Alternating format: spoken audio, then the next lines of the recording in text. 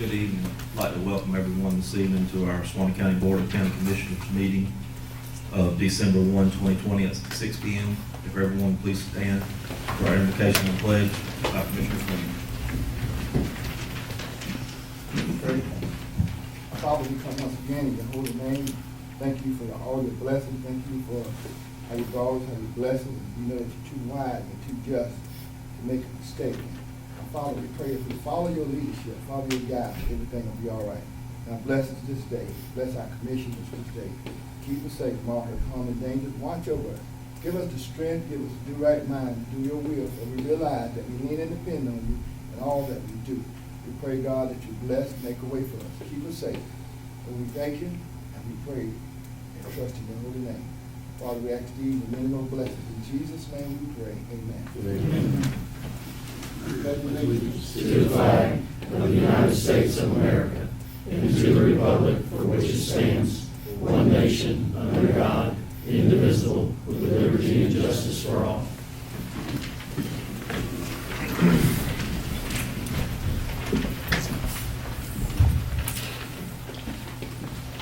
Once again, I'd like to welcome everyone this evening.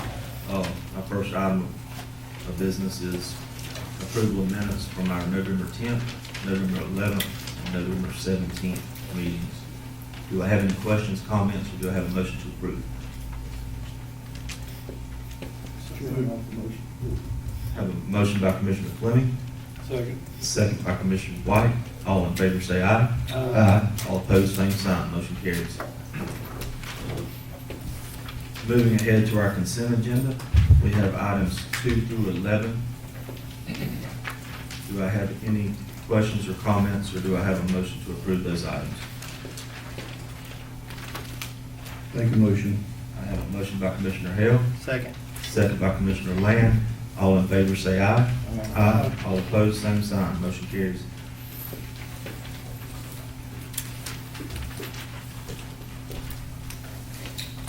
Under Commissioner items, I have, I'm going to ask Mr. Jimmy Norris to come up in just a moment. He has a brief update. Please come forward, sir.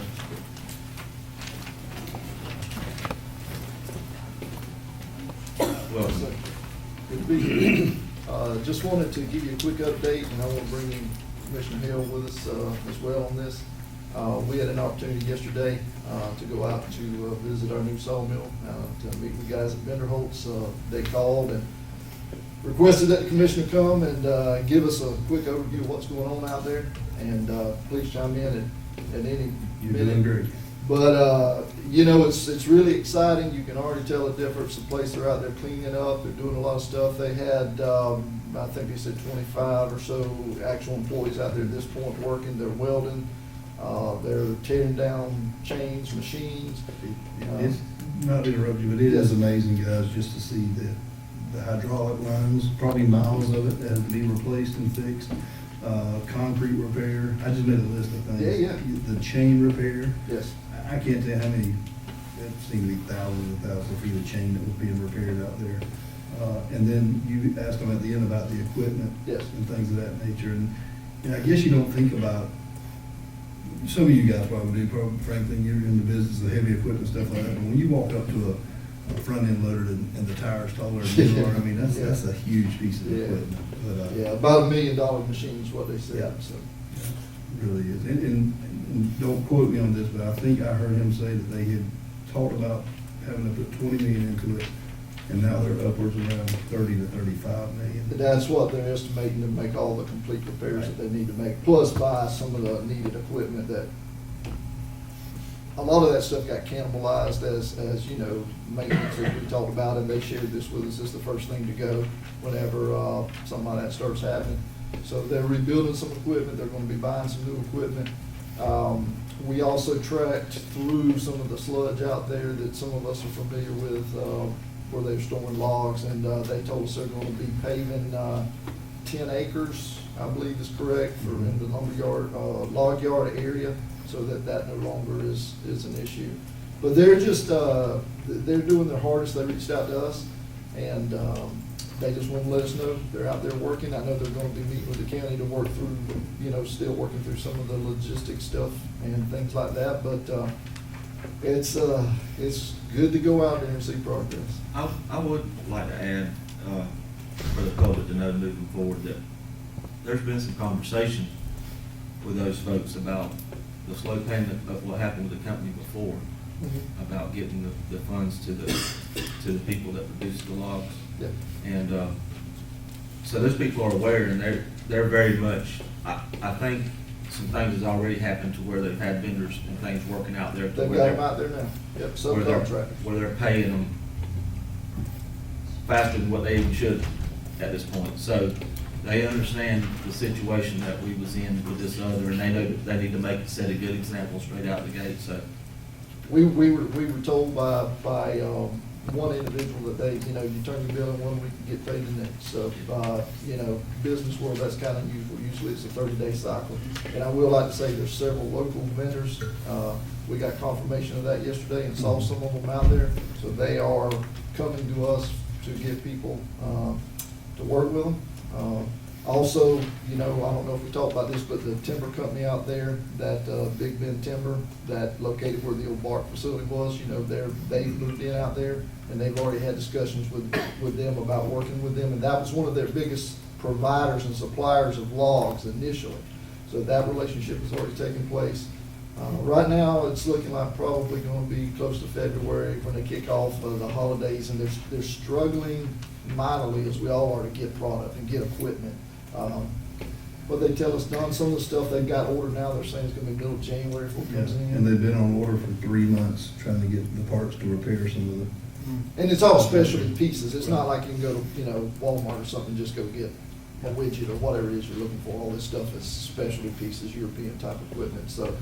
But you can already tell a big difference. I mean, they're doing everything from making roof repairs out there to parking lot to even if you've been out there where the log yard is, where all the big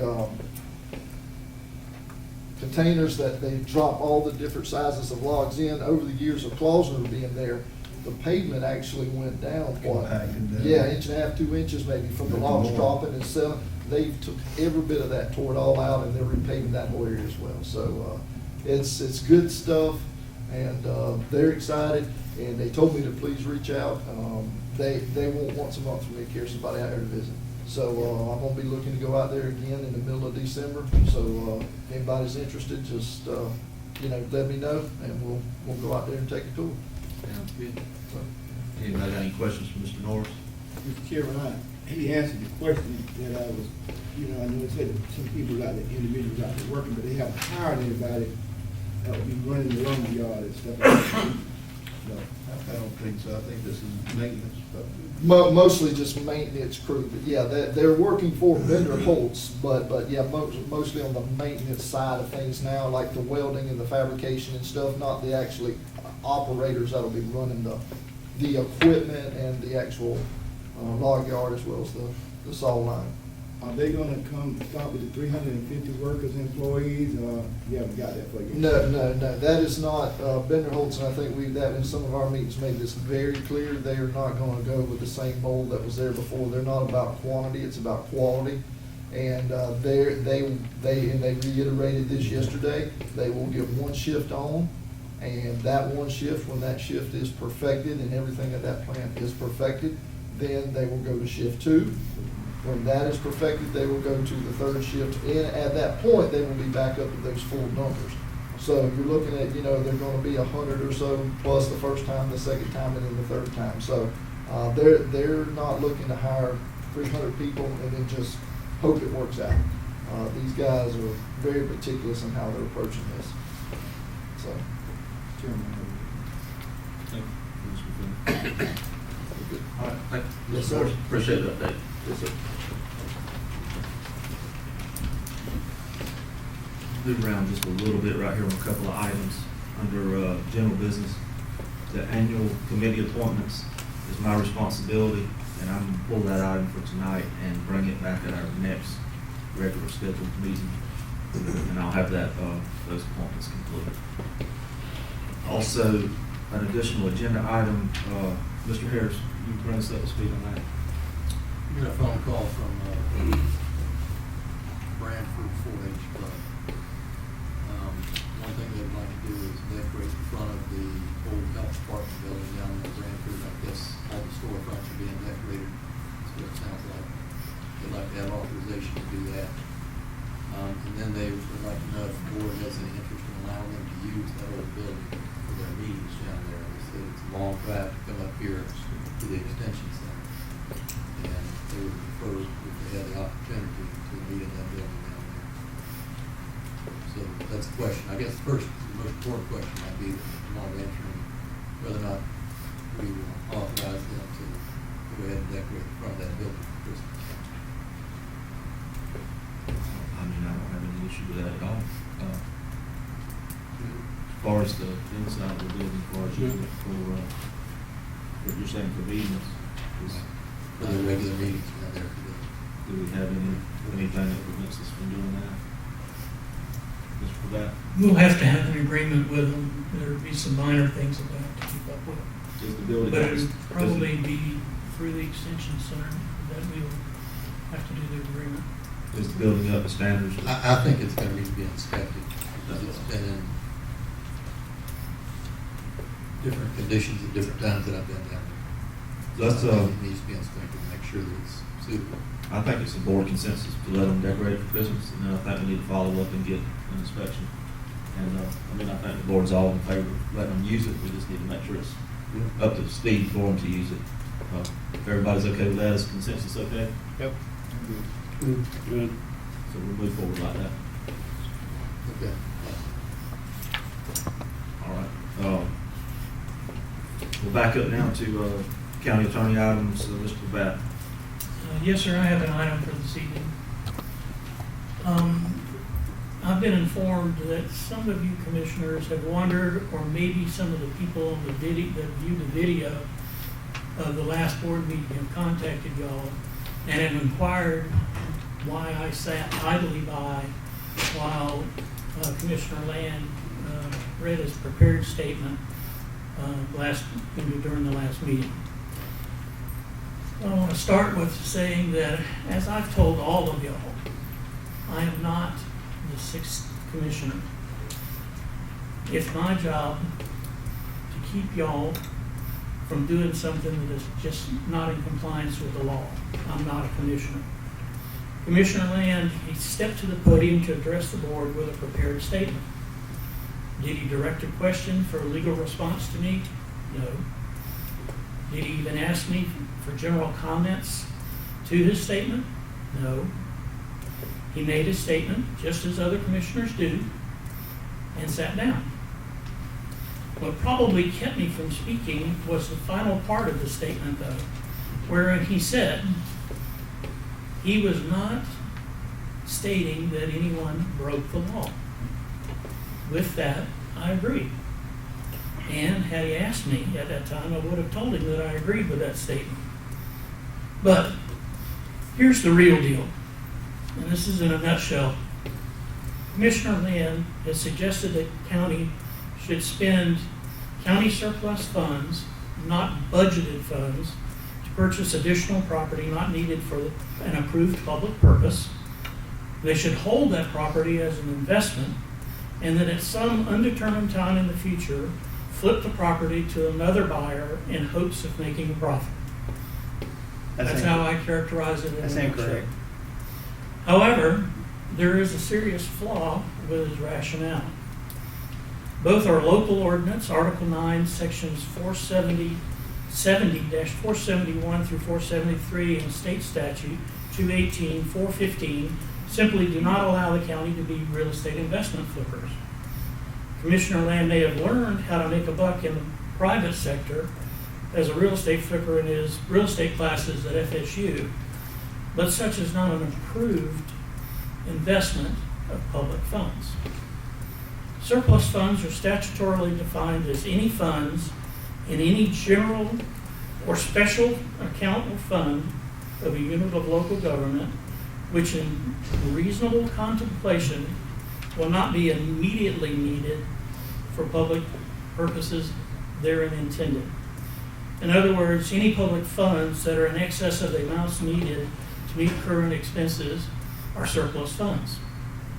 local government units such as the county are authorized to make investments with the funds. That's what's authorized under 218-415.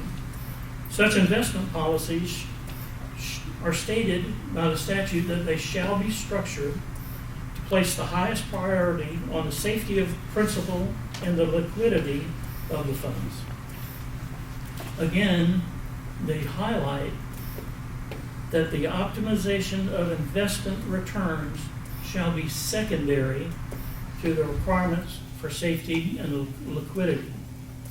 The legislature has directed that as local governments adopt investment policies, local governments shall adopt the prudent person rule, which states, investments should be made with judgment and care under circumstances then prevailing, which persons of prudence, discretion, and intelligence exercise in the management of their own affairs, not for speculation, but for real investment, considering the probable safety of their capital as well as the probable income to be derived from that investment. Further, our local ordinance, and as it's referenced back to the state statute, says that there are only 4 things of limited purpose that the county can invest their funds in. The local government surplus funds trust fund, which is another intergovernmental investment pool that was set up by the state, and the county can invest in that.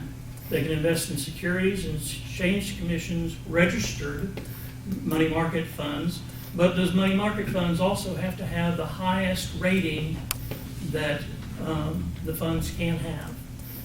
They can also invest in interest-bearing time deposits or savings accounts in qualified public depositories as statutorily defined.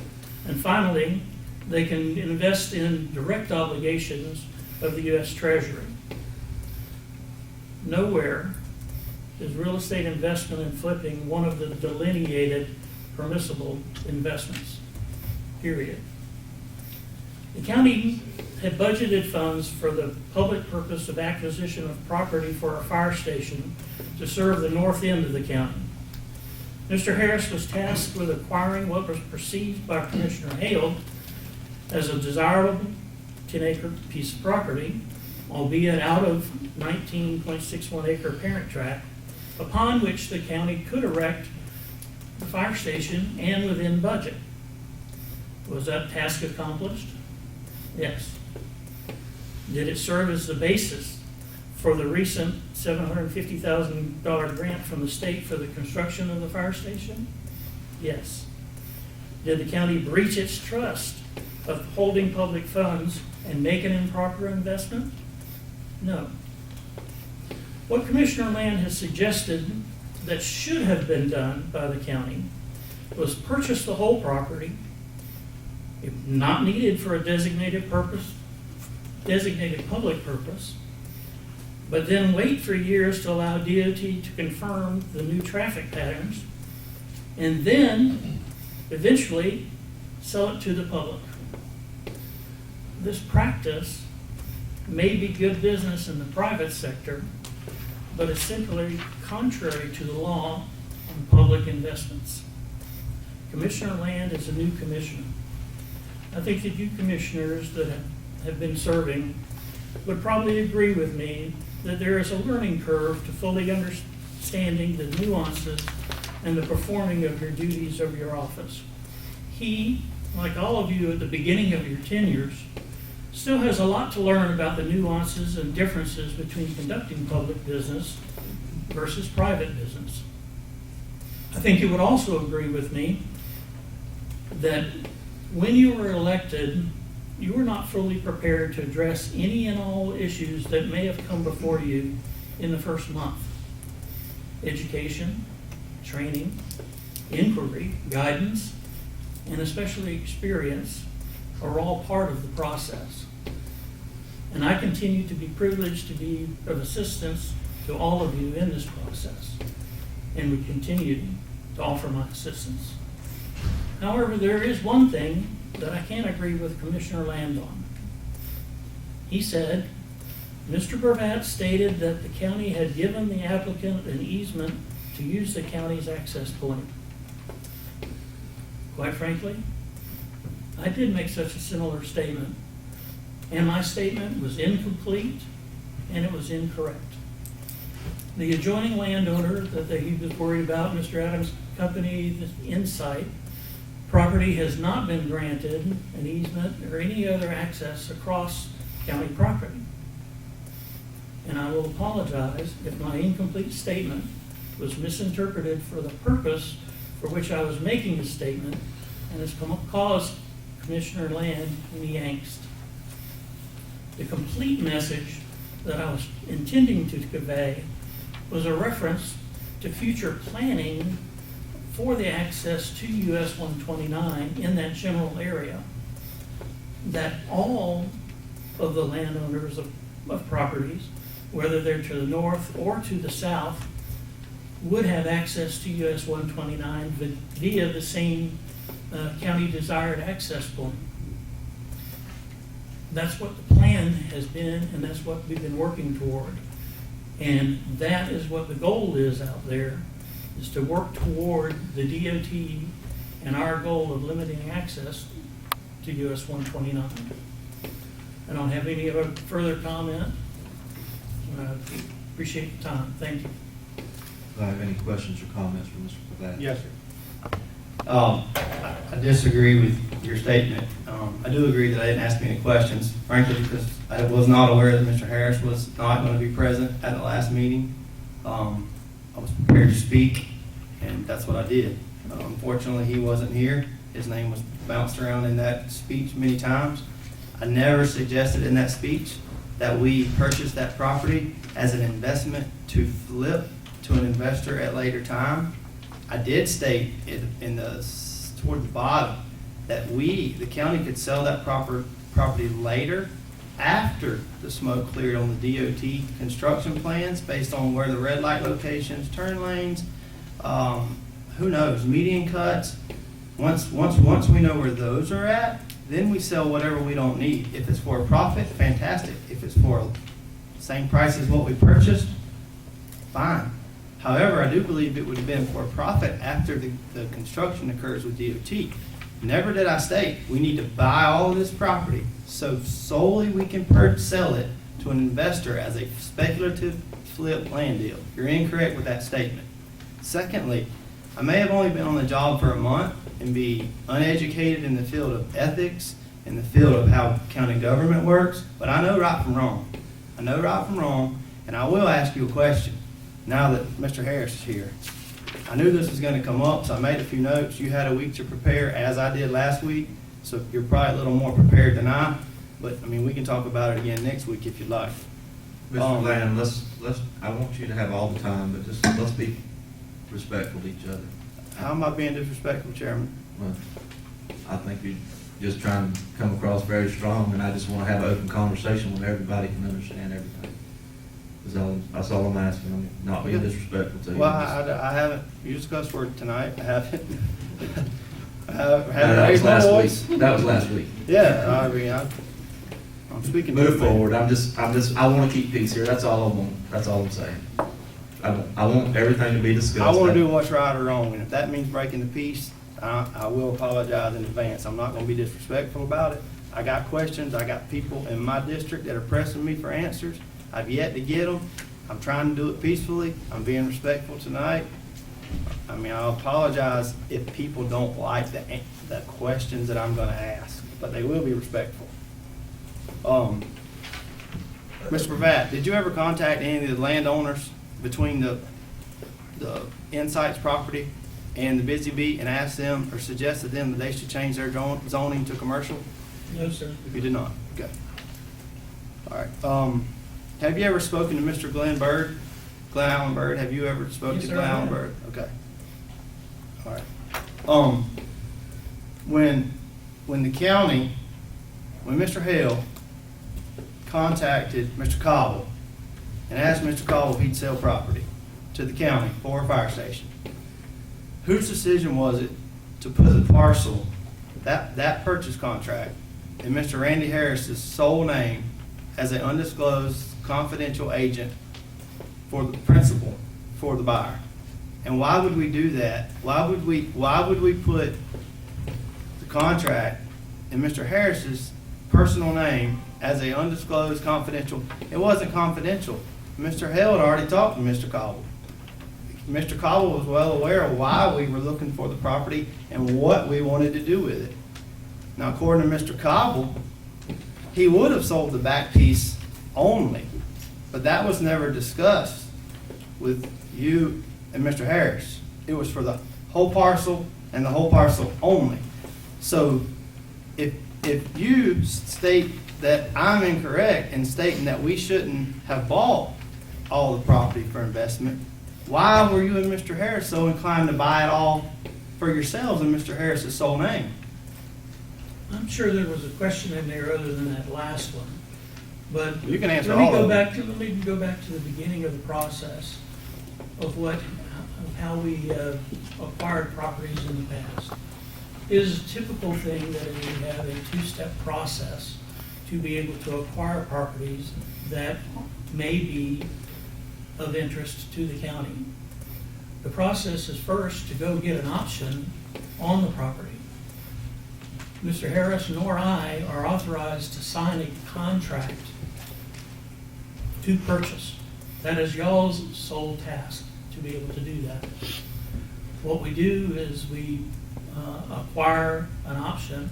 Some of the properties that we have purchased, like for the sewer plant and for the water plant and other properties that we have acquired, have been gone to the owners, and we acquire the property as an option. Either he does it or I do it for the law firm, through the law firm, for the undisclosed client.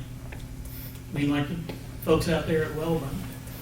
It is a good process. It's used statewide, by the law offices and acquisition officers, Okay. because that's the appropriate way to be able to do it. We get an option, we bring the property then to y'all. Y'all then approve what we are to purchase, and that's when you sign the contract.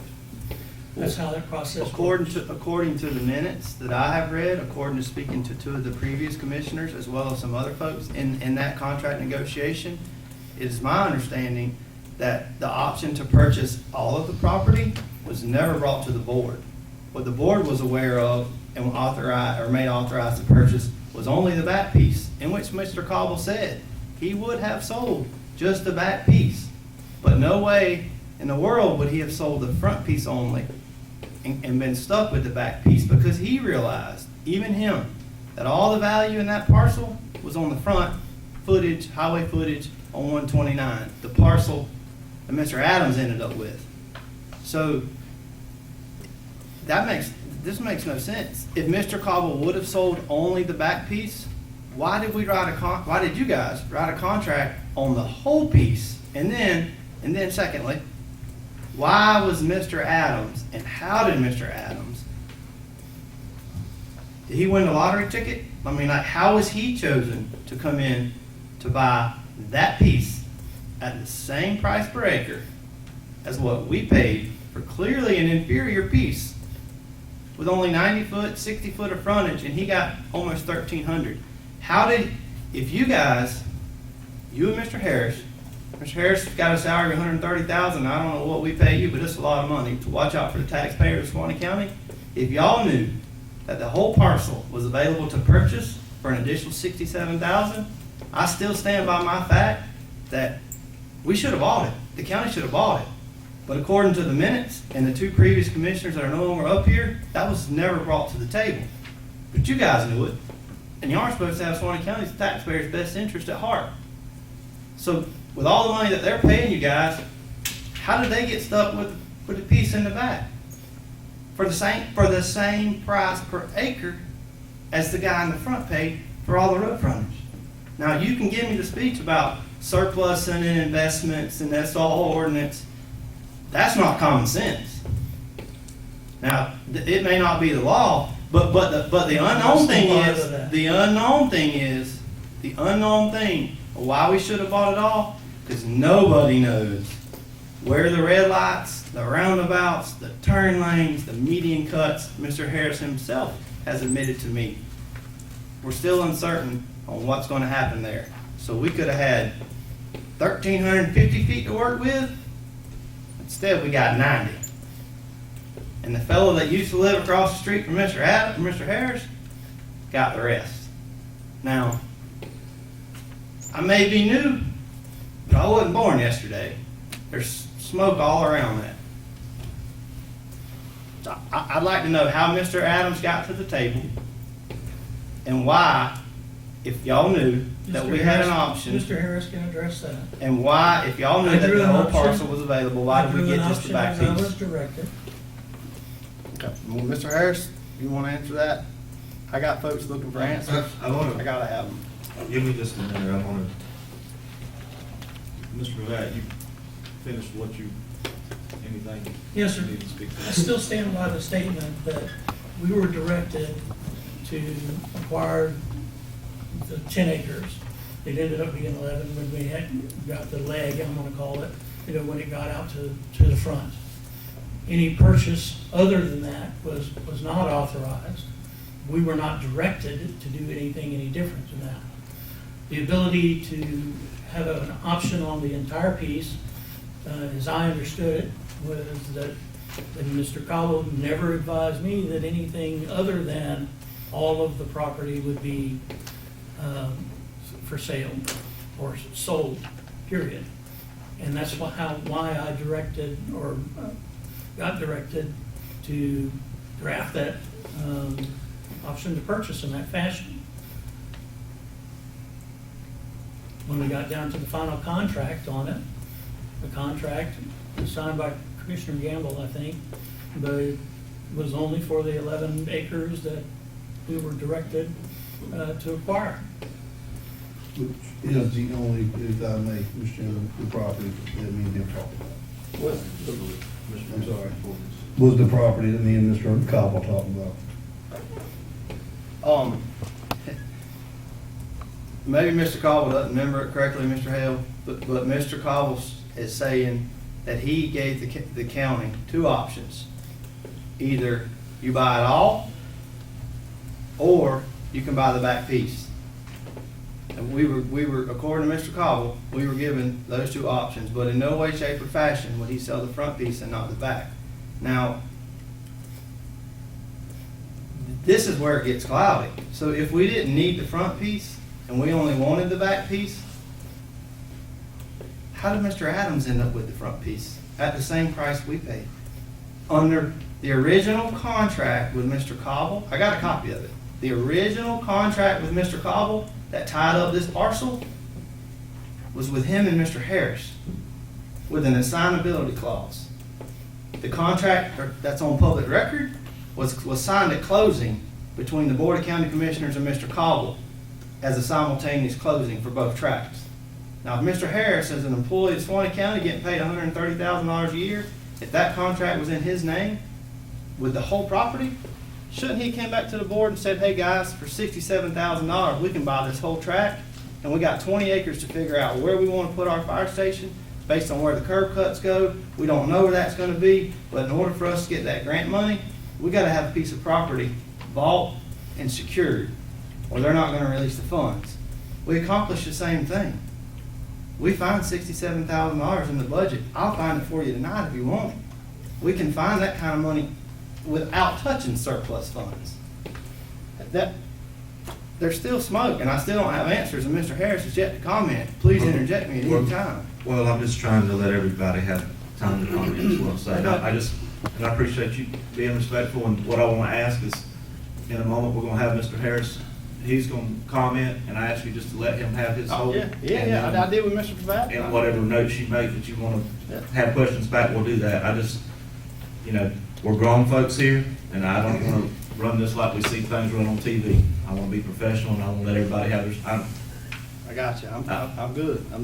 Mr. Lamb, I'm not being I feel like you're disrespectful. lecturing at me. I'm not being disrespectful to you, but I'm telling you, I sat in these meetings before and saw the train run off the tracks. And if you don't lay it out to start with, then you have these problems. That's all I'm saying. I'm good. Moving along, Mr. Harris. Mr. Chairman, Commissioners, I'm going to go through a little chronological order here and bring a little more definition to conversation. It's true, I wasn't at the last meeting, I heard a lot of comments that were made. And I'm not gonna chase all those comments, but I'm gonna go ahead and present information that I believe is pertinent to the whole conversation. And I'm gonna start with how we actually began looking for a fire station so that everyone has a good grasp of what we've been through to get to where we are today. The whole conversation actually started, I'm gonna assume it was about 4 years ago, maybe, when we started having serious conversations about trying to put a fire station north of the railroad tracks because the county is bisected in Live Oak. And one of the earliest conversations was actually started by the late city councilman Keith Nixon. He came and visited with me, wanted to know if the county could take over the whole operation of the city of Live Oak, since we already handle all the emergency medical response. And he asked me if we could put information together that could illustrate what could be done. And that's what we did. We spent quite a bit of time, and we put a plan together and illustrated to the city what it would cost to take over their employees over time, and in the proposal we were going to use their firehouse over there on the other side of the tracks. And for whatever reason, that proposal just didn't get anywhere over at the city of Live Oak. So then later, and I don't know how much time later, we started looking at some property that was adjacent to the old Badcock warehouse out there, those open parcels. And we looked at those for a while, and I think that I believe Chief Summers weighed in on that conversation at the time. And the problem with that one was that it was too far south for us to actually provide the type of service we were trying to achieve north of I-10. So that property kind of fell by the wayside. After that, we looked at a property that was farther north north of the interstate at the corner of 52nd Terrace and US 129. On that property, it was small and the elevation was too low. It was a small piece of property. There was another one on 52nd Terrace. The owner that we talked to, I spoke to, and he didn't have any interest in selling the property. And then we eventually ended up with 11 acres, the 11 acres that we purchased, that we set out to purchase 10 acres. But we ended up with 11 because of the easement it took to get back out to 129. It's important in the conversation too, I think, to recognize that the size of the current station locations that we have compared to what we just purchased. The Welborn station is on about 0.34 acres. Very small property. The Beachville station is on 1 acre. The Dowling Park station is on approximately 1 acre. The McAlpin station is actually on about 2.5 acres. Sits way back off the road, and our largest current station is Station 1. And I think that was probably about 2.5 acres until we just enlarged that recently so that we could build a pole barn on the west side of the existing station. So it's probably close to 5 or 6 acres now. The proposal that we had been talking about located at the fire station also hinged on our ability to pay for it, and we pay for those types of things out of the fire budget. The property for the new fire station was paid for from the fire budget. We always have more needs than revenue. In fact, we wrestle through this every year in budget workshops, trying to think, oftentimes making cuts so that we can make produce a balanced budget. But we finance trucks and equipment, and we spread capital improvement plans over multiple years by escrowing for them. We're just completing a pole barn out there now to protect our trucks, and have been trying for a couple of years to plan the construction of a training facility at Station 1. The $750,000 grant we obtained from the state for the new fire station probably is not going to cover the entire cost of that station. It's very unlikely. We're going to have to put more money with it. Once completed, the new station will need furnishings, equipment, and personnel. We've never had the luxury of excess funds in the fire budget. We probably won't in the foreseeable future. That's a very tight budget. The new station location, I'll discuss some, and I'm not gonna chase all of the comments made in the previous meeting. I'm just gonna tell you the facts as I know them. The objective was to purchase 10 acres, period. It was that simple. I never heard anything about buying any additional acreage at any time. The plan, as it had been communicated to me, was to buy 10 acres. And my understanding was that it was the piece of, that property, for those that don't know, the property is kind of an L shape. It's a strange L shape, kind of a reversed L, I guess. And if you picture an L, there was this vertical piece, the long piece that went all the way to the rear, that we were supposed to be looking at. I was sent out there with about a 2-page document that was an option to purchase to see about meeting with Mr. Cobble and having it executed. We met on site. It was just a meeting between me and him. And the meeting wasn't very long. I think we met, he maybe at work that day. It seemed like it was later in the late afternoon or something, I don't remember. But the seller wanted the purchase price to be established by an appraisal rather than the price which had been included on the option agreement. Now, I didn't have anything to do with the number that was on the option agreement. I don't know where that number came from, but there was a number that was written in there, per acre price, I believe. But in any event, he wanted that number to actually be established by an appraisal. So I hand wrote that onto the option agreement. He also wanted the ability to remove a structure that was on the property. And I can't remember if it was a prefab building or something that was built, but in any event, that wasn't a problem. I think I wrote that on the agreement as well.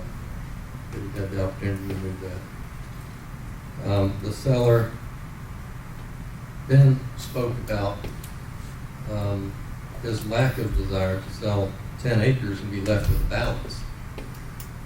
And when he said that, I thought that I was going out there that this had already been prearranged somehow, that we were buying the 10 acres.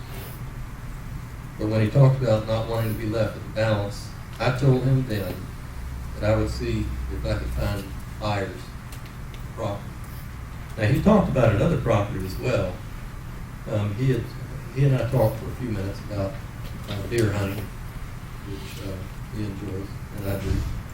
But he had told me about another property closer to the interstate, and then in my memory, I believe, I'm pretty sure it was sitting back, probably about as far back as we were when we met out there on the property. In fact, we met in the very location of the property that I thought that we were there to try to purchase, which was in the rear.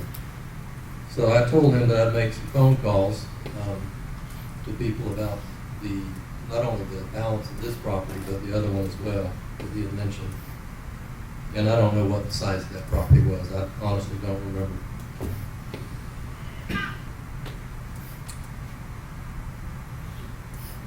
Our meeting lasted, I'm going to speculate it was about 15 minutes. It may have taken 20 minutes, I don't know, but it wasn't very long. So I left there and I took he signed the option agreement, and I believe I signed the option agreement, I must add. And then I took the option agreement and gave it to Mr. Cobat. And following the completion of the appraisal and the survey, the contract for 11 acres was submitted to the board for approval and signed by Chairman Gamble. Now, I'm not going to get into a big argument over Mr. Land's comments about bringing this contract in at 11 acres, but the fact is that when we have historically drafted or put together an option agreement, it's a very basic document. And in fact, I think you said you had a copy of it. It's a very basic document that establishes some fundamentals associated with the potential purchase. But the purchase is actually going to be predicated on a real contract, a formal contract. I don't know how many pages it is. But in any event, I'm confident that that contract spelled out an 11-acre purchase. And that 11-acre purchase, or somewhere close to 11 acres. I don't remember the rough numbers, but it's whatever it took to create that easement back out to the 129. So I know it was about 11 acres, and I'm confident that that's exactly what was written onto that contract for board consideration in a public meeting, that it was for the 11 acres. It was not for 19 acres or 18 acres or 20 acres or whatever this is, with the difference in the property. So we fulfilled our objective. We brought a contract back here with the property in the size that we had set out to try to purchase. This board had never given us direction by any more than that. If our objective had been to purchase 19 acres, then that's what we would have attempted to do. And we would have brought a contract back here for board consideration with 19 acres on it. Following that meeting with the seller, I left there and did exactly what I told him I would do. I actually called 2 parties, which I thought might be interested in looking at the properties. And the reason I called these 2 parties was because over the months, some number of months, and it could have been 6 months, somewhere prior to the meeting that I had with the seller that day, there were 2 different parties which communicated to me a desire to purchase land in that immediate vicinity of 129 north of I-10. One party was associated with a well-established business in that area. The other had explained that he had attempted to purchase property in the area but was unsuccessful. Both requested, and these are independent of one another. I don't think that there's any association between these 2. Both had requested that if I heard of properties become available, that I let them know about it. So when I contacted each of them, all I provided was a name and phone number, and told them I was aware that that there was property available, and they should contact this gentleman. The only other thing I can tell you about that is that I'm aware that both parties purchased properties. I know that to be a fact. I would submit that there's nothing unique about this situation at all. In fact, it happens all the time, not only here in Suwannee County, but in other counties. Not only with county officials, but with realtors. The practice of facilitating a connection between buyers and sellers is a common occurrence. The state of Florida is also aware of this type of occurrence. To enhance the county's ability to facilitate buyers' awareness of the availability of certain types of property, the state makes grants available to counties for the purposes of identifying and generating a list of available properties.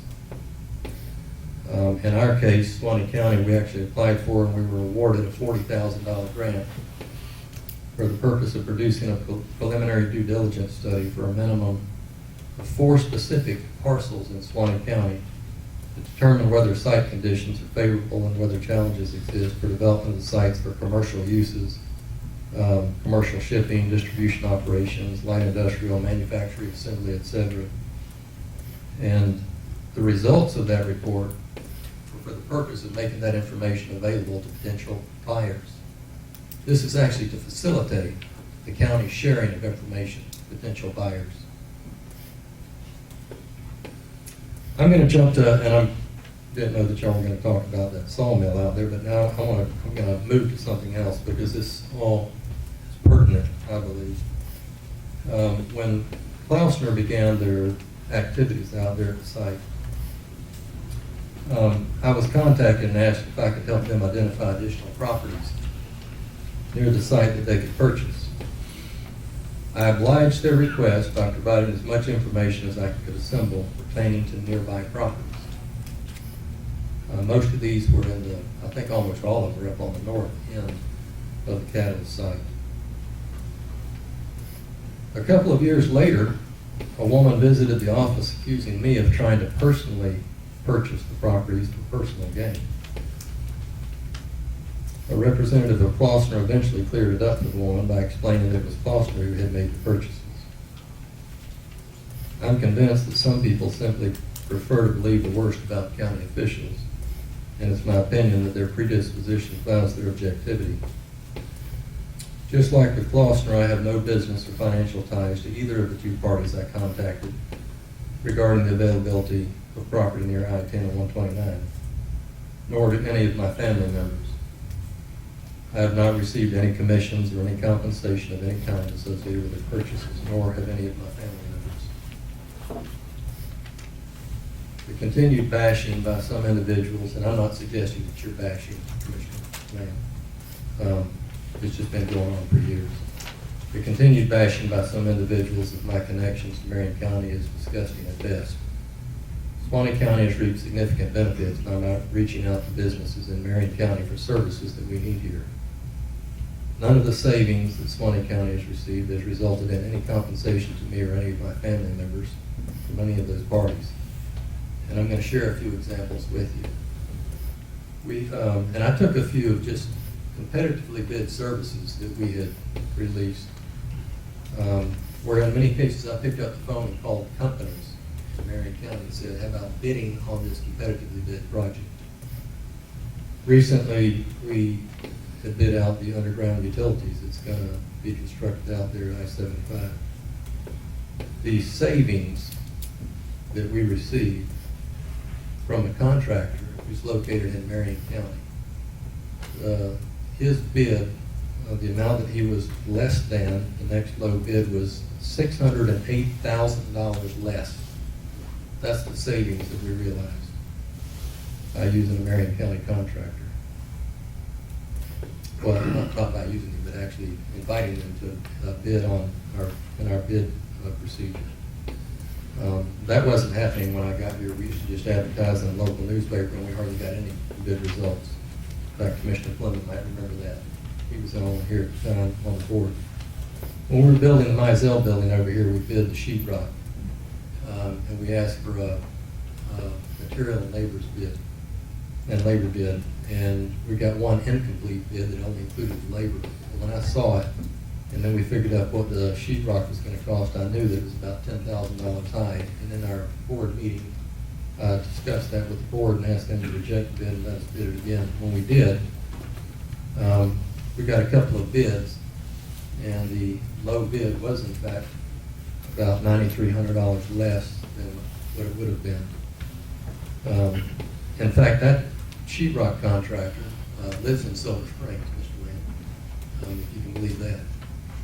I don't know where he lives, and I didn't know the man before he came here, but he responded to the bid invitation. The signs out here in front of this building, in front of all these county office buildings, were actually constructed by a company in Ocala. When we bid those out, I think we got 3 bids, and the lowest bid, the one from Ocala, was $3,700 less than the next low bid, and considerably less than the company that was from Suwannee County. So that's $621,000 worth of savings by reaching out to entities in Marion County to bid on our work. Another thing that I had experience in Marion County was building these chip seal roads. And when I first attempted to get those introduced here, it was soundly rejected. But then later came back and the board finally agreed to start that process, and that's worked out very well for us, and it's going to save us a pile of money over the years. So we're budgeting for that, and that's working out well for us. And the last thing I'll mention about Marion County, because again, I'm talking about how unnecessary it is to bash the relationship that we have with Marion County. Last thing I'll mention, this wasn't a bid service or a paid-for service, was that the honor guard for Chief Summer's service was actually from Marion County. They came up here in respect for our fire chief and for this county at their own expense. It's been 10 years since I've lived in Marion County, and I can't erase that fact.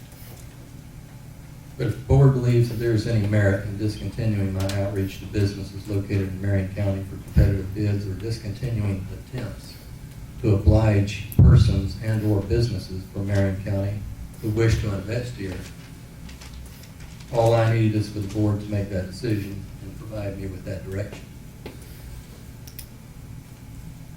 these people come to me and ask for information on properties. I don't go to them. And to answer your question very directly, Mr. Land, the best I can, unless you have additional questions. Mr. Adams was actually one of those parties that had come to me and indicated that he had tried to buy a piece of property out there in that immediate area and was unsuccessful. And asked me to let him know if something became available out there. He was one of them. And the other, like I said, is directly associated with a very visible business out there in that area. It's my understanding that both of them bought property. When the contract was written, let me just say, when I dropped the option off with Mr. Babat, I was no longer involved in anything that occurred out there. I wasn't present at the closing, period. I wasn't even there. And I think that there was a statement made that I was present at the closing, but I wasn't. I never had another conversation with the seller of that property after that 15 to 20 minute meeting. And I would submit that if what you're indicating is what he told you, then he and I have a different opinion on parts of our conversation that occurred out here.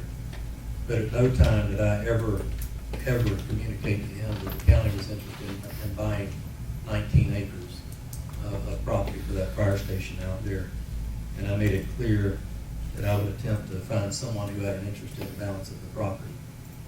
Not only that one, but the other one that he had mentioned to me that's somewhere out there and closer to the interstate. So that's all I can tell you. Mr. Adams did live across the street from me. He lived down the road from me a little bit when I lived there. And he reached out to me and had an interest in buying property here. And he's bought other properties here. And I'm aware of that. So it wasn't surprising at all to me or alarming that he had asked me about property out there on 129. Commissioner Land, what was yours? Yes, sir. I mean, I realize this is a boardroom and not a courtroom. But I need answers, and this is the only place I got to ask them was what we got to work with. Mr. Harris, I want to commend you for reaching out to your contacts in Marion County when it comes to saving Suwannee County taxpayers' money. I don't think that's a bad thing. I think that's your job. Be prudent in how you spend those, and that's what we all signed up to be. So I appreciate those efforts and you seeking wherever it may take you to find the best deal for the people here.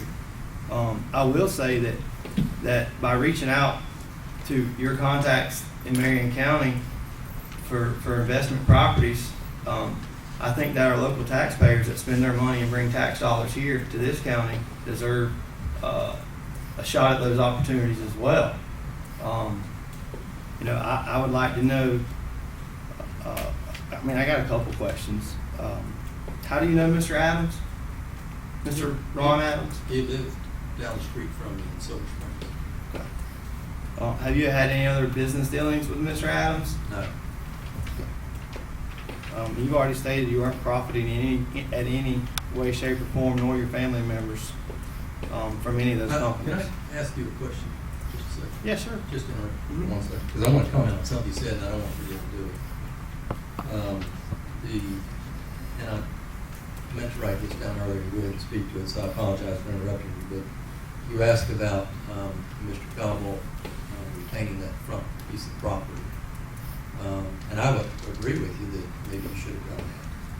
And that would have been an excellent opportunity to set that up at the time that that meeting occurred, and even more importantly, the time that, and I wasn't there, okay, but I know that at some point you had to have seen the contract and had an opportunity to communicate whatever it was that you wanted to do with that. According to Mr. Cobble, and maybe we need to get a state attorney involved so we got subpoenas, because we've got conflicting stories here. I don't know that answer yet. But according to Mr. Cobble, he was never given the option to retain the front piece. When he started talking to us, the county, he didn't clearly state who, but he said that our people, never gave him an option to keep what is now the front parcel. It was an all or nothing deal. Now, I'd like to ask Mr. Pravat, unless you got an answer for that, but that's what Mr. Cobb Actually, I had a said. question. I've got a question associated. All right. Because I don't know, and I didn't talk to him at any time prior to that, Okay. prior to that meeting, and I think that Mr. Hale had indicated that he had had a conversation. Is that correct, Mr. Hale? I'm sorry. Did you have a conversation with Mr. Cowell about 10 acres? That's all I've ever talked to him about. Okay. Got that in the back. So if that actually occurred, if Mr. Hale is telling us the truth, and I believe that maybe you are, I'm sure he is. I don't have any reason to believe otherwise. If you had had that conversation with Mr. Cobble earlier on, before I ever went out there, then that would have been an excellent opportunity for Mr. Cobble to consider splitting that piece out and maybe doing something different with it. Well, That's just an observation. yeah, I But understand. I agree, if we could have got it all, I mean, it probably makes more sense, but, Yeah, I mean, if when you were speaking to Mr. Cobble in your initial meetings, how did the contract come about to purchase the whole parcel? Because the original purchase, whatever option agreement, whatever you called it, that original contract that started on paper was for the entire 19 and some odd acres parcel. So how did we get there? Because I can't speak to that. I didn't draft that document. who drafted it? It's got your name at the top. So who? Well, no, but I didn't write it. Okay. I didn't write it. Well, who asked Mr. I Pravat? can't speak to that. Who asked you, Mr. Pravat, to write that original option agreement? Who instructed you to do that? Mr. Harris. Mr. Harris did. For 19.61 acres. Mr. Harris says, I was never familiar with the conversation. The only thing I was familiar with was the conversation that I heard from Mr. Hill about 10 acres out there. I knew that the whole parcel was 19-something acres, and I knew that what I was supposed to do was go out there and try to buy 10 acres. okay. Well, I don't have a copy of it in print, but I got a contract with your name at the top as an undisclosed confidential agent for the buyer, which we already talked about, for 19.61 acres. So if Mr. Pravat's saying you told him to draw that up, you're saying you didn't know anything about the 19.61 acres. I didn't know anything about the 19.61 acres. I was specifically wanted to try to buy 10 acres. I may have But you told him- signed the contract for 19.61 acres. Oh, absolutely. I did. So as an And you know why? as an employee of the county, shouldn't you have brought that back to the board? Say, hey guys, I actually got a contract on the whole piece. As a paid employee for Suwannee County, I got a contract on this whole parcel now in my personal name. What do y'all want to do with this? Do y'all still want to buy just 10? Shouldn't that, Mr. Hellman, get started negotiations with Mr. Cobble? If the first paper contract written on the parcel was between you and Mr. Cobble for the entire piece, shouldn't it have been Mr. Hale's or the board's decision to decide the path that process took and who ended up with what, since you, paid for by the employee and directed by Mr. Hale, had a contract on the whole piece? The board had their opportunity to make a decision on the property when the contract came back to the board. Can I ask something? Yes, sir. Commissioner White. Do we have a copy of any of this? Can I look at it? The contracts, the agreement, anything? I can print you a copy. I didn't bring a copy of print, but I can print you. I mean, the a copy of auction it. agreement, we got a copy of that? Yes, sir, I have a copy of it. The contract that is in the minutes is strictly on the parcel that we ended up with. For the exact dollar price, for everything matches. It's between Mr. Cobble and the Board of County Commissioners. That's correct. The original contract, that the first piece of paper on the property was a contract between you and Mr. Cobble for the whole piece. And that's why I'm confused on, I feel like you lost, that's where it got cloudy. Like, Mr. Hale started it. He started to negotiate. The property wasn't even on the market for sale. Mr. Hale approached Mr. Cobble and asked him if he would sell. He said yes. He handed it over to you to buy the 10 acres. Why did you get a contract on 19 point something? I got an option. Okay, you got an option, you got deals on the whole piece. I got an option, is what I got. I got an option on the thing. It was turned into a contract for what we actually wanted to purchase. What we actually wanted to purchase was 10 acres. We ended up buying 11 acres. I understand. So, did you potentially see the opportunity for Mr. Adams, who lived down the street from you, to make a substantial amount of money? I mean, he's asking 10 times what he paid for it. Was there any incentive for you to was that your incentive to call Mr. Adams because you had the whole parcel under contract now? No, I had no idea when we took that document out there that he wasn't going to agree to sell us just the 10 acres that we wanted to buy. But when he did, and it was different than what Mr. Hale sent you out there for, shouldn't that have been Suwannee County's decision to determine the path that purchase went? Oh, it shouldn't have. It wasn't different than what Mr. Hale sent me out there to do. Mr. Hale told me that it was supposed to be 10 acres. But it's 19, it was the whole parcel. The option was on the entire parcel. Right. My job was to communicate to him that we only wanted 10 acres of that parcel. And that's what I did. And that's when he informed me. When I told him, we're only interested in 10 acres of this, that's when he informed me on this, it's a 2-page document, that he didn't want to sell that and be left with the balance. Now, I would agree that if he had separated that out when he spoke to Mr. Hale and done something different with it, then my meeting with him at the very beginning would have turned out entirely differently. He could have had that separated out.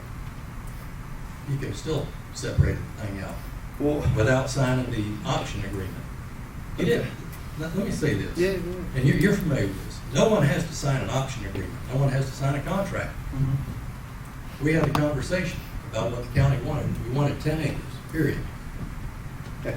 And I'm convinced that only because I told him that I can make a phone call and try to find some buyers for these other properties that you have, that he went ahead and agreed. Okay. Okay? Because now he's selling everything that he wants to sell, and the county's ending up with only what we want at that point. Okay.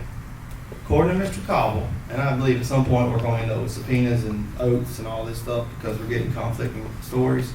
According to Mr. Cobble, that original option purchase between you and him was for $6,500 or appraised value, whichever was higher. Mr. Bill O'Connor here in town appraised the property at $8,320 an acre. At that time, you stated you never spoke to Mr. Cobble again but for your 15-minute meeting at the property. At that time, Mr. Cobble says you called him on the phone and said, hey, we have a small problem. The appraisal came back at higher than the purchase price that we had budgeted for. So I'm going to need to bring in another buyer because the county doesn't have the additional funds at $160,000 for the whole property. That isn't true. Okay, there again. So Mr. Cobble states that you said on the telephone, do you mind if I bring another buyer to the table to finish this deal and buy it? And he said, I don't care as long as I don't get stuck with the part in the back and you guys take the front. And you said, oh no, we'll buy it all. And that is how Mr. Adams came to the table. He never met Mr. Adams. He didn't know Mr. Adams. He didn't come up with the division of the property, the survey. Mr. Alcorn may be here. Maybe Mr. Alcorn can shed some light on why the properties were surveyed out that way and who instructed him to do so. I mean,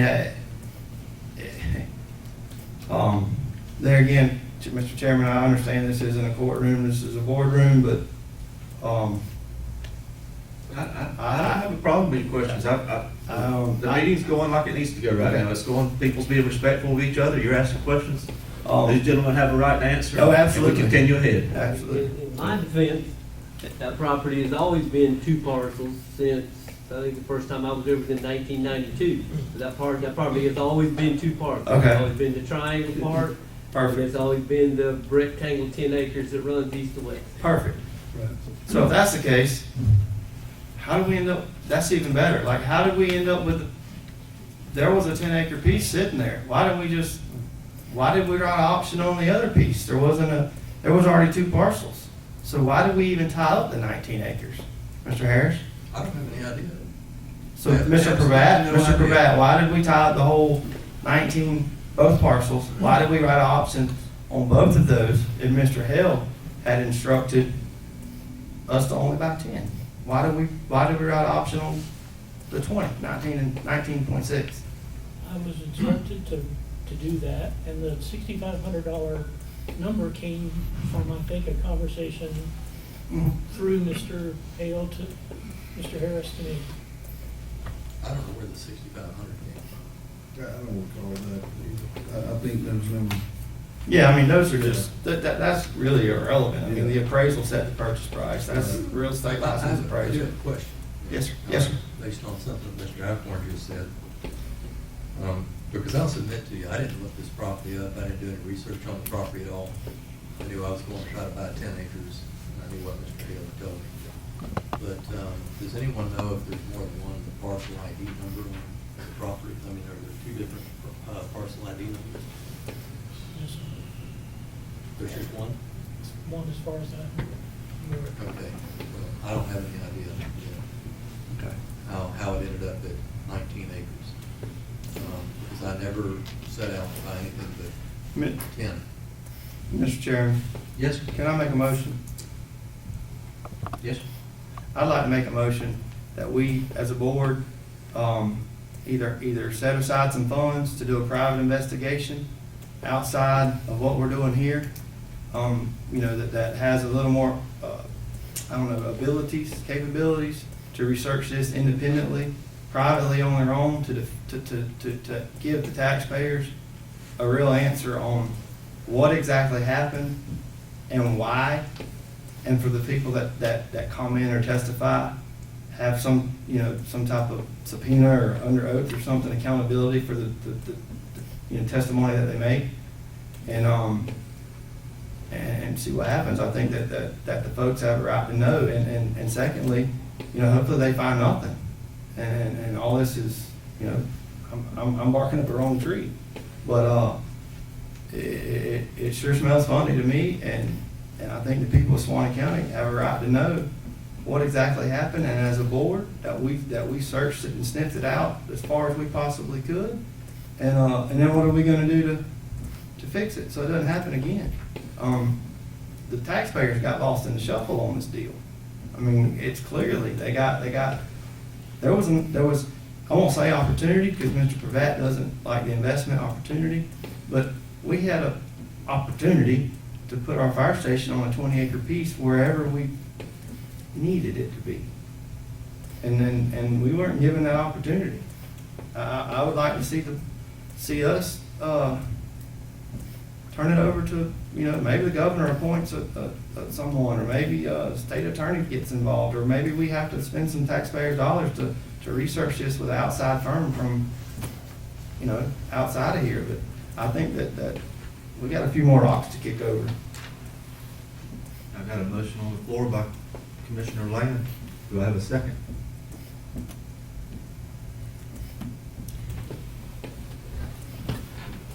Can I say something? yeah, Or do I have to Go just- ahead.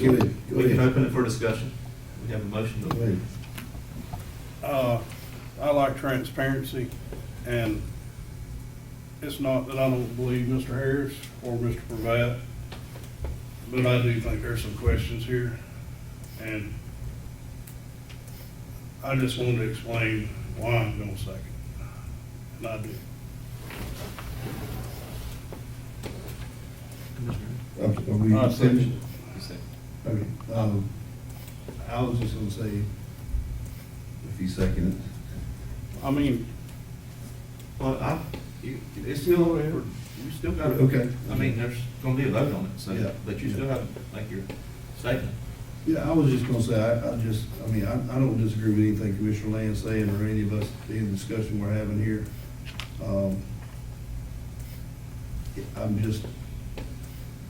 I'm just upset that we're at this point, where we're at. I agree with Mr. Alcorn. I believe when I looked at the properties out there, they were all fenced off. There was one track here, one track there. And that was the track that I had laid mine on. I understand. And I think I even asked the chief to ride out there and look at it, but I didn't want to make anything on paper to bring to this board until obviously the chief had a chance to look at it. And that was the property I had instructed him to look at. So how we got here, you know, so. I think everyone needs the opportunity to make a comment. Do you have anything you'd like to say, Commissioner Fleming? I wasn't gonna say anything, Mr. Chairman, but I don't know how we got to this point, to where we're at, when we are making progress. I think progress is being made.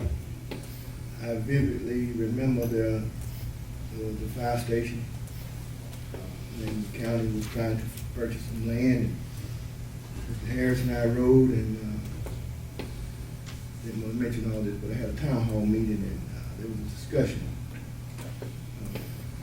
about a fire station across the river track. I think that anytime that you're trying to make some progress, you know, you're always gonna have some obstacles. You're gonna always have something, but I really, I'm halted between two opinions.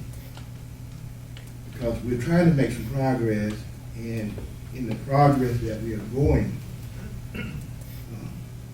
when I desire to do right, he was always present.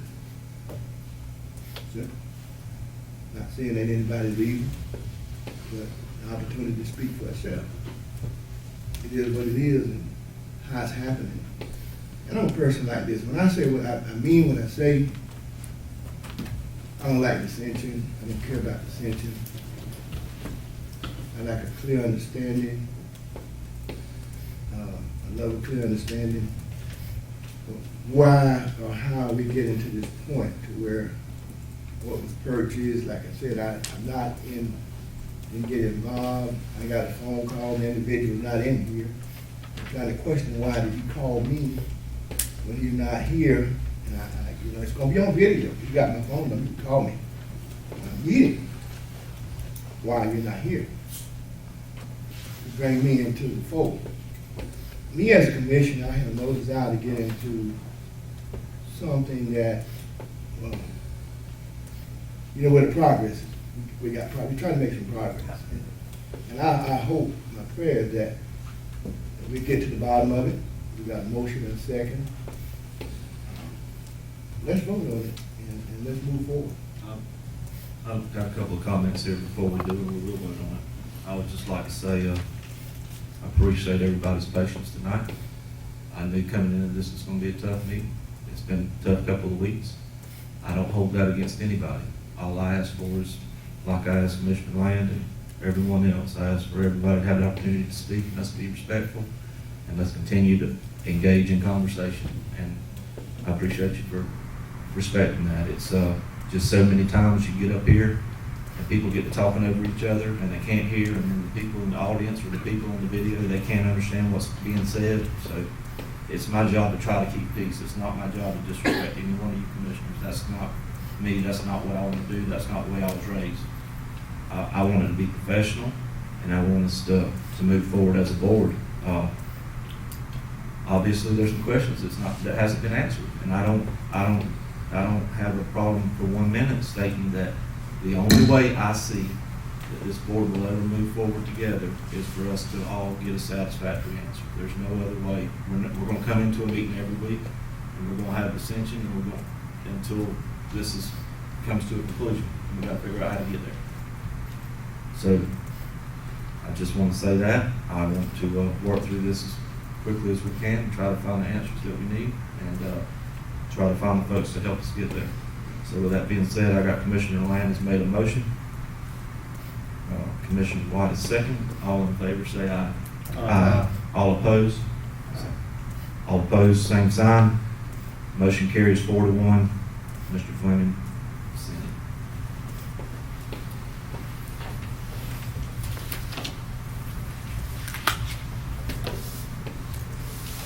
At this time, I will open the floor to any public comments. If anyone here is wishing to speak or wishing to be heard, it doesn't matter what it pertains to, you're welcome to come to the microphone and state your name and address for the record.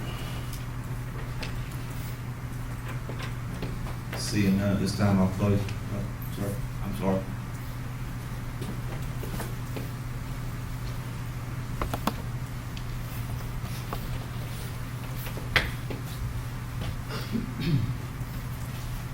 Just your name and address for the record to start with. Hello, board.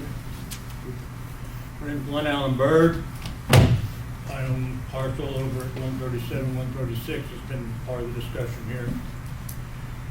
And anyways, I do get lost for words, especially when I'm nerved up. You can see I'm shaking.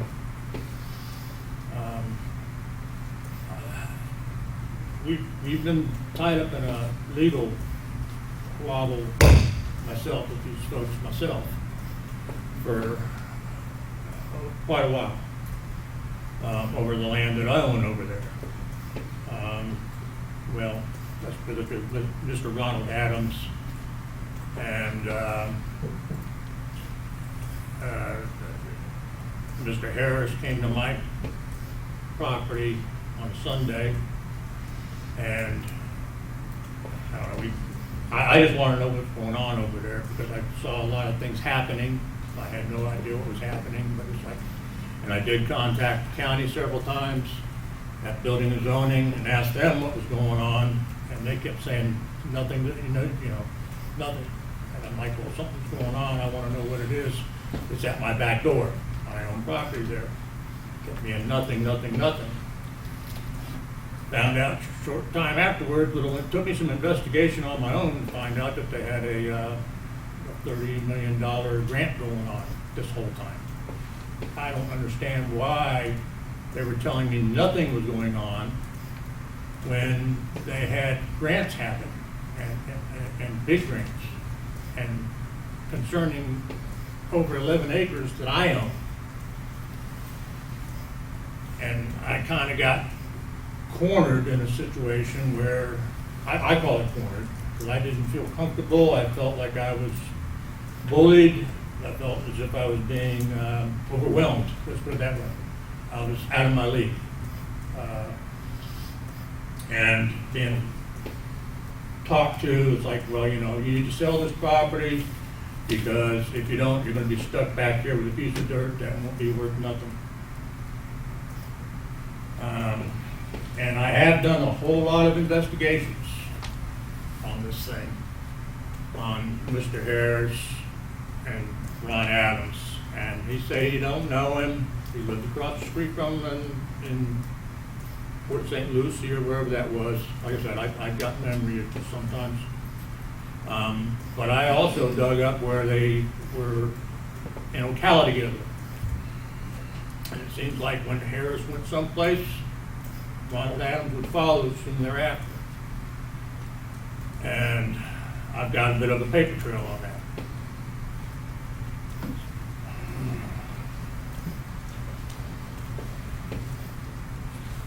So anyways, like I said, I've on my defense with that stuff over there, like I said, I've done a lot of investigations, and I've lost a lot of sleep, and I've taken up a lot of my personal time. Let me take off these glasses.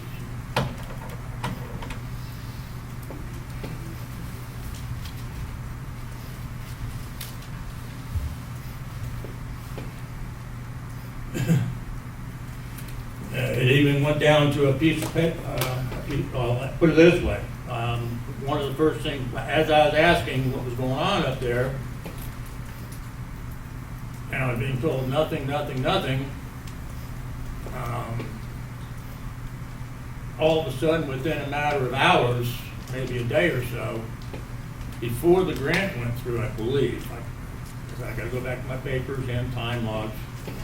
See, there were 3 main pieces of property that went from the motel by 136, the one by I-75, over through the entire area that was within the area that they were talking about for the grant. And those three properties, I think it was three properties, sold, maybe four, sold within an hour of, well, the titles changed. I don't know really when they sold, but the titles changed in a matter of hours or a day. And you can go on there and you can look in the Suwannee County records and you'll see that they changed, the dates are there. And I also had myself, I had been friends with one of the property owners that had about, I think it was 59 acres that went from, through the pine trees, if anybody knows where they are there. I think it was about 59 acres, and that also backed up to my entire property. Because I own, sorry, scared me. Because I own considerable acreage back there, not only the 11 acres, but I live back there, and I have all total close to 60 acres back there, including that 11. And I had been taking care of that front property. It was owned by a gentleman, I guess I won't say his name, you all can look it up. It was about 59 acres, and as far as I was concerned, the way I took care of the property, and we had a verbal agreement that I would have the first right to refuse if and when the time came that things were going to start getting hot. And when finally I heard about it get changed over, it was a little bit late. Somebody was put in contract, I believe it was in September 2018, to purchase the property, providing that something happened in early 2019, which was when, if I got the dates right, that's when the grant went through. In other words, they weren't going to buy the property if that grant didn't go through. So somebody had some information over there that will tie this property. And I tried several times to buy it. It's like, hey, I got the money, I'll give it. But no, they said, well, they got us in the contract, there's nothing we can do. And so they tied up the contract, and I just really thought that odd, that it's like, well, why would they hold this buy it or sign contract like in September of 2018 in regard to something happening in early 2019? And like I said, with my own digging, I finally figured it out.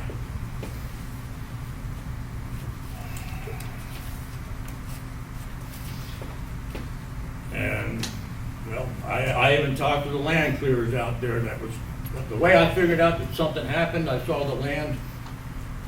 I found out that the land had been sold. The three major parcels out there, and that cut me off from being able to do anything. Just cut my property off to where I couldn't be part of this growth.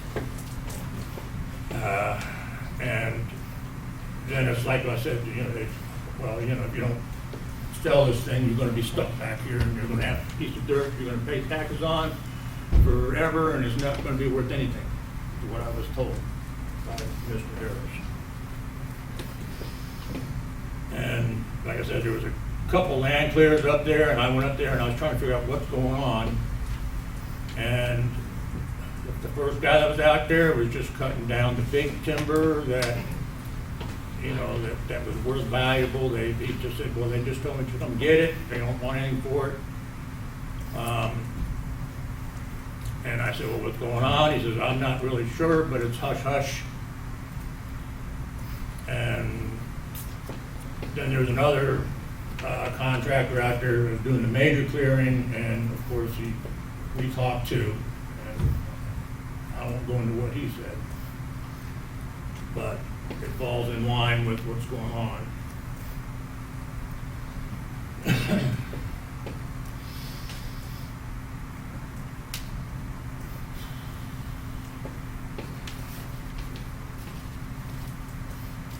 Okay, I've already mentioned building and zoning.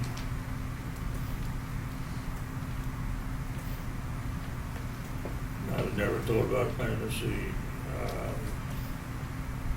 And like I said, I do have papers, but anyways, and the only other thing I've been trying to figure it out is like, okay, so, oh, and Ronald Adams, by the way, is the one that's on, that I was mostly told about in the beginning, and like I said, it ended up being part of this insight thing. And I've tried several times. In fact, I talked to the state about 2 weeks ago, before this whole thing blew up, trying to find out who is on the board of Insight. And they said, well, it's an LLC. They don't have to put that out in public. It's like, well, can I find out who it is? And they, you know, that's it. It's an LLC. They can't tell you. So.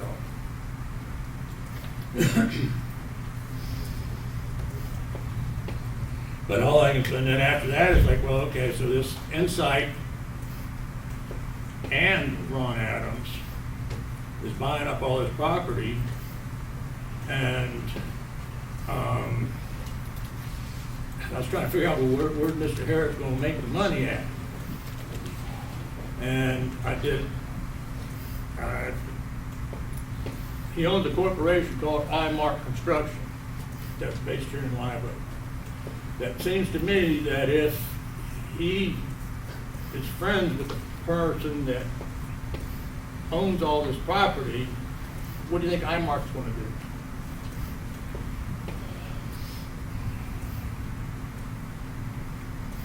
So I figure, you know, I mean, if he's not getting a part of the commissions or making money on property sales like that, then, you know, if he owns the construction company in this town, and all of a sudden this grant comes through and money starts flying around building stuff. I mean, if you're a full-fledged contractor and you're friends with the guy, I mean, it just seems to me that, you know. We appreciate your comments, sir. Everything you said is duly noted and on the record. If there's anything else? So, I better not, because I can't speak too much past my writings, because, and I wrote that all while I was sitting over there. But, I don't know, it's a huge can of worms, and I've been involved myself for a long time. Thank you, sir. And I'm tired. Thank you, Mr. Berg. Thank you. Thank you for your comments. Anyone else wishing to speak before I close public comment? Seeing none at this time, we'll close public comment. One of the things we have now is closing comments from the commissioners. Commissioner White, you have anything? I'm like y'all, I hate that it's come to this, but I feel like there's some unanswered questions here that we need to get to the bottom of. And if this is what it takes to do it, then so be it. That's what we're going to do. That's all I got. Thank you, sir. Commissioner Lane, closing comments? I agree with Commissioner White. I mean, I hate that we're here. It's a little bit of negative light on our board, on our county, and I hate that. I truly do. But at the end of the day, we need to be transparent. We need to be honest on how we handle these people's money. It's their money, and that's all I want to do is to make sure that we're doing a good job at being solid stewards of their money and operating above the table with it, because it's not ours. I mean, that's all that I got. I do hate that we're here. But like you said, I think there's some dissension amongst our constituents and our county or our board. You know, there's some concerns there, and it's our responsibility to get to the bottom of it for those guys. I mean, we're their voice. We're servants of them, and you know, I think we're doing the right thing to get to the bottom of it so we can move forward and continue the progress that Mr. Fleming spoke about. You know, that fire station's a need. I'm 100% on board with that fire station. Those folks up there need that. I'm behind that 100%. But I also want to do it in the best way that benefits our people. And with that, I mean, that's all I got for tonight. Thank you, Commissioner. Commissioner Flynn. I don't have anything to. Thank you, sir. Commissioner Hill. I had one thing, it's a little bit lighter note, something we've all kind of been waiting on to come to pass, and I meant to mention this at the last meeting. We got a vaccine? We got a vaccine, yeah. No, this is with the wastewater plant in Valdosta. I know a lot of you guys have been following that, and we've been waiting for the construction to get completed. I've got word it is completed. They added another 7.8 million gallon holding capacity. That's huge, guys. That's something we really fought for, and just want to thank the other counties that have stepped up to help us see this come to pass. But they also added 10 more lift stations as well. And luckily for them, I think they said they projected it at 2.3 million, but it came in under budget at 1.8 million. So that's good news for anyone who lives on the Withlacoochee in this one. So just wanted to share that. Thank you, sir. I just echo the board. I'm grateful that we're able to close out the meeting with some positive comments and respect for each other. That means a lot to me. I look forward to getting some answers on some things that's, I mean, there is some things that we need to get cleared up and have for this board to be able to function. It needs to satisfy everyone on the board. It can't just satisfy one person. It has to satisfy everybody that's on this board. So sooner we can get to that place and we move forward as a county. Other than that, I know a lot of it has Christmas on the Square this weekend. It's a good time for everyone in the county to come out and ask you to try to be a part of it, support it. This year's going to be a little different, but I see Miss Hillary here. She's got her hands full trying to get the chamber everything taken care of this week. It's a busy week for her, but we're thankful for your contributions and all you do and all the chamber does. With that, all I need is a motion to adjourn. Mr. Chairman. Yes, sir. I know we made a motion and it passed. I don't really know where we go from there. Do you want me to contact the state attorney's office and see what their recommendation is? I mean, we're talking about an investigation, but I don't know who is finding who and who does what, so to speak. I don't know. Do you want me to contact them or ask for suggestions, or do we go to is there a Florida Association of Counties that may give us some direction on how to do this? Because That would be, I think. Okay. I mean, that would be my. I just didn't want, I didn't know if I was responsible Well, for I this or don't think somebody else. anybody knows exactly what to do or how to do, but I think reaching out to FAC and going through getting advice from them. That's where we're going tomorrow. Yeah. I think we should start there, and I just didn't want the ball to be in my court and I didn't know it, so. I went for one thinking there needs to be a big investigation. So, okay. uh, I guess we can start with fact. I would say at this time that we just try to get some input, and then maybe not at our regular board meeting. Well, that's what I was thinking.